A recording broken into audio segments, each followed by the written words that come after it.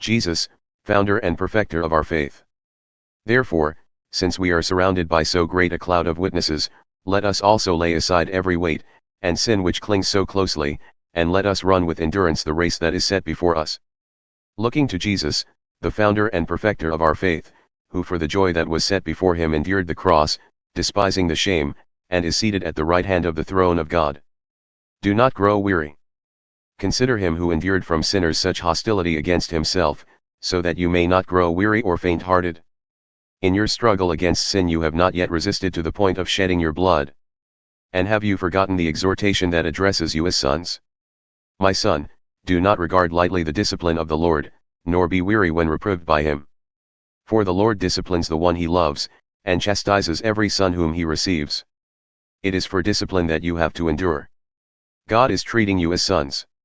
For what son is there whom his father does not discipline? If you are left without discipline, in which all have participated, then you are illegitimate children and not sons. Besides this, we have had earthly fathers who disciplined us and we respected them.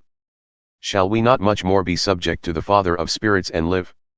For they disciplined us for a short time as it seemed best to them, but he disciplines us for our good, that we may share his holiness. For the moment all discipline seems painful rather than pleasant, but later it yields the peaceful fruit of righteousness to those who have been trained by it. Therefore lift your drooping hands and strengthen your weak knees. And make straight paths for your feet, so that what is lame may not be put out of joint but rather be healed.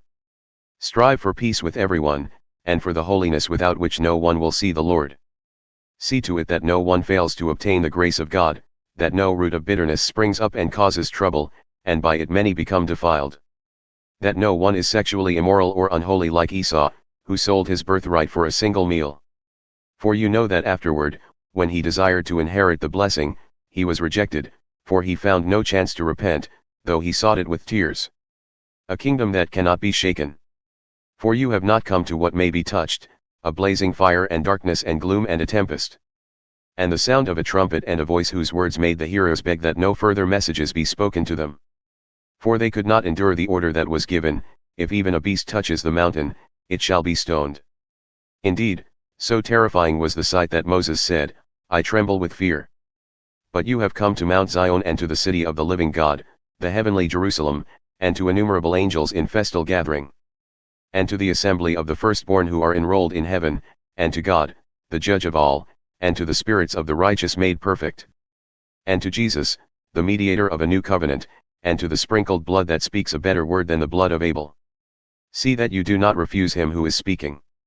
For if they did not escape when they refused him who warned them on earth, much less will we escape if we reject him who warns from heaven.